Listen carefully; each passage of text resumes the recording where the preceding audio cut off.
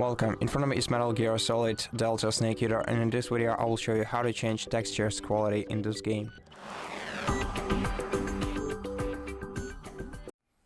So to do that, you have to go to options either by pressing escape during playtime or just by starting the game. Then once you go to options, select graphics, and in graphics scroll down until you see this textures setting. And here you can change this setting by clicking this or this icon, and therefore changing the value in this field.